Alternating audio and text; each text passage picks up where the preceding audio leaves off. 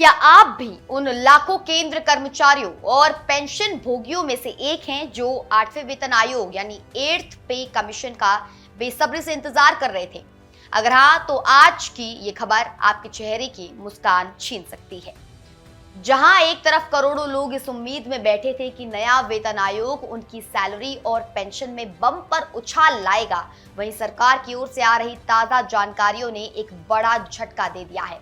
आज की इस वीडियो में हम समझेंगे कि आखिर किन कर्मचारियों को इस बार फूटी कौड़ी का फायदा भी नहीं मिलने वाला है और क्यों 8वें वेतन आयोग की उम्मीदों के मुताबिक वो खुशखबरी ये लेकर नहीं आ रहा है।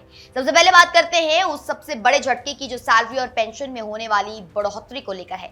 अब तक ये माना जा रहा था कि पिछले वेतन आयोगों की तरह इस बार भी फिटमेंट फैक्टर में बड़ा बदलाव होगा और कर्मचारियों की बेसिक सैलरी सीधे तौर पर काफी बढ़ जाएगी।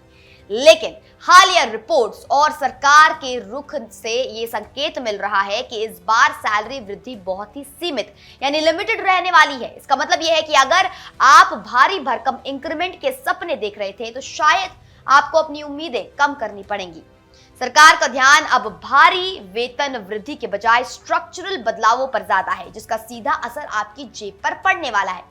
अब सवाल उठता है, वो कौन से कर्मचारी हैं जिन पर इस झटके की सबसे ज्यादा मार पड़ने वाली है? विशेषज्ञों के अनुसार ग्रुप सी और ग्रुप डी कैटेगरी के कर्मचारियों के बीच सबसे ज्यादा डर और असंतोष देखा जा रहा है। इन कर्मचारियों को अंदेशा है कि नए सैलरी स्ट्रक्चर में उनके लिए फायदे की गुंजाइश बहुत कम रखी गई है। यही हाल हमारे पेंशन भोगियों का भी है। रिटायरमेंट के बाद महंगाई के इस दौर में वे जिस बड़ी राहत की उम्मीद कर रहे थे, वो अब धुंधली पड़ती दिखाई दे रही है। कई पेंशनर्स का मानना है कि जो बढ़ोतरी प्रस्तावित है वो बढ़ती महंगाई के मुकाबले ऊंट के मुंह में जीरे के समान होगी। अगर 8वें वेतन आयोग की मौजूदा स्थिति की बात करें तो सरकार ने गठन की प्रक्रिया पर काम तो शुरू कर दिया है, लेकिन अभी तक इसके टर्म्स ऑफ रेफरेंस यानी वो नियम और शर्तें तय नहीं की हैं जिनके आधार पर सैलरी बढ़ेगी। इसी देरी और चुप्पी ने कर्मचारियों के बीच असुरक्षा की भावना पैदा कर दी है।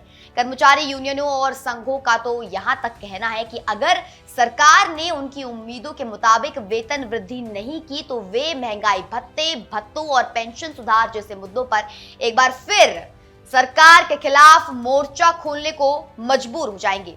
दोस्तों, क्या आपको लगता है कि इस महंगाई के दौर में सीमित सैलरी वृद्धि के साथ तालमेल बिठाना मुमकिन है? क्या सरकार को कर्मचारियों की मांगों पर फिर से विचार करना चाहिए? अपनी राय हमें कमेंट सेक्शन में जरूर साझा करें, क्योंकि आपकी आवाज ही बदलाव ला सकती है।